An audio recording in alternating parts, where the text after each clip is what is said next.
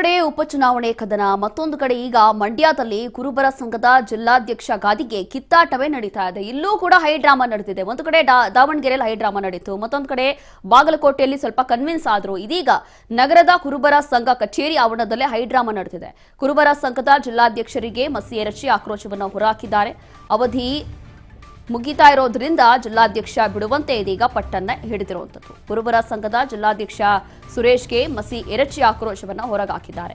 ಕಳೆದ ಅವಧಿಯಲ್ಲಿ ಆಯ್ಕೆಯಾಗಿದ್ದಂತಹ ಸಿಎಂ ಬೆಂಬಲಿಗ ಸುರೇಶ್ ಕಳೆದ ಮಾರ್ಚ್ 6ರಂದು ಜಿಲ್ಲಾಧ್ಯಕ್ಷ ಅಧಿಕಾರವನ್ನ ಹಿಡಿದಿದ್ರು. ಅದಾದ ನಂತರ ಈಗ ಅವಧಿ ಮುಕ್ತಾಯ ಆಗಿದೆ. ಆದರೂ ಕೂಡ ಚುನಾವಣೆ ನಡೆಸದೆ ಮತ್ತೊಂದು ಅವಧಿಗೆ ಮುಂದುವರಿಕೆ ಆಗಿದೆ. ಯಾಕೆ? ಇದೆಲ್ಲವೂ ಕೂಡ ನಿಲ್ಲಿಸಬೇಕು, ಆ ಒಂದು ಸ್ಥಾನವನ್ನ ಬಿಟ್ಟುಕೊಡಬೇಕು ಅಂತ ಹೇಳಿ ಆಕ್ರೋಶ ಇಲ್ಲಿ ವ್ಯಕ್ತ ಆಗಿರುವಂಥದ್ದು.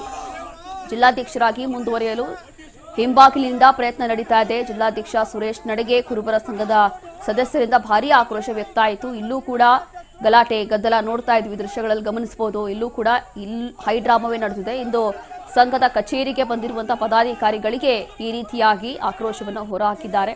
ಪರಸ್ಪರ ಮಾತಿನ ವಾಗ್ವಾದ ನಡೆದಿದೆ, ಚಕಮಕಿ ನಡೆದಿದೆ, ಜಗಳ ನಡೆದಿದೆ, ಕಿರಿಕಾಗಿದೆ. ಇದೇ ವಿಚಾರವಾಗಿ ಸುರೇಶ್ಗೆ ಮಸಿ ಎರಚಿ ಆಕ್ರೋಶವನ್ನು ಹೊರಹಾಕಿದ್ದಾರೆ.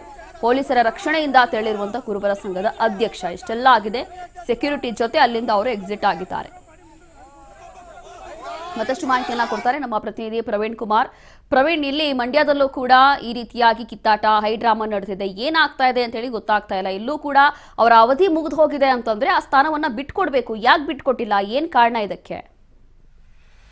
ಪ್ರಿಯಾಂಕಾ, ಇದೇನು ಮಂಡ್ಯದಲ್ಲಿ ಇದು ಹೊಸದಾಗಿ ನಡೀತಾ ಇರುವಂತ ಇದು ಪ್ರಕರಣ ಏನಲ್ಲ. ಯಾಕೆಂದ್ರೆ ಕಳೆದ ಬಾರಿ ಕೂಡ ಒಂದು ಸರ್ವ ಸದಸ್ಯರ ಸಭೆ ನಡೆದಾಗ್ಲೂ ಕೂಡ ಈ ಒಂದು ಹೈ ಡ್ರಾಮಾ ನಡೆದಿತ್ತು. ಆದ್ರೆ ಅಲ್ಲಿ ಅತಿ ಹೆಚ್ಚು ಜನರು ಇದ್ದಂತ ಕಾರಣ ಏನು ಈಗಿನ ಅಧ್ಯಕ್ಷರಿದ್ದಾರೆ, ಅಧ್ಯಕ್ಷರನ್ನ ಒಂದು ಸೇಫ್ ಗಾರ್ಡ್ ಮಾಡಲು ಒಂದು ಪ್ರಯತ್ನ ಕೂಡ ನಡೆದಿತ್ತು. ಆದ್ರೆ ಇಲ್ಲಿ ಮುಖ್ಯವಾದ ವಿಚಾರ ಏನಂತಂದ್ರೆ ಏನು ಜಿಲ್ಲಾಧ್ಯಕ್ಷರಾದಂತಹ ಸುರೇಶ್ ಅವರು ಏನು ಅವರ ನಡವಳಿಕೆ ಮತ್ತೆ ಅವರ ಒಂದು ಕಾರ್ಯವೈಖರಿ ಇರುವಂತಹ ಸಂಘದ ಸದಸ್ಯರಿಗೆ ಒಂದು ತೃಪ್ತಿದಾಯಕವಾಗಿಲ್ಲ. ಹಾಗಾಗಿ ಅವರನ್ನ ಬದಲಾವಣೆ ಮಾಡಬೇಕು ಅನ್ನುವ ಒಂದು ರೀತಿಯಲ್ಲಿ ಎಲ್ಲರೂ ಕೂಡ ಒಂದು ಅಹವಾಲನ್ನ ಕೊಟ್ಟಿದ್ರು. ಆ ಅಹವಾಲನ್ನು ಕೂಡ ಮುಖ್ಯಮಂತ್ರಿಗಳಿಗೂ ಕೂಡ ನೀಡಿದ್ದೇವೆ ಅನ್ನುವ ಒಂದು ಮಾತು ಕೂಡ ಕೇಳಿ ಬಂದಿತ್ತು.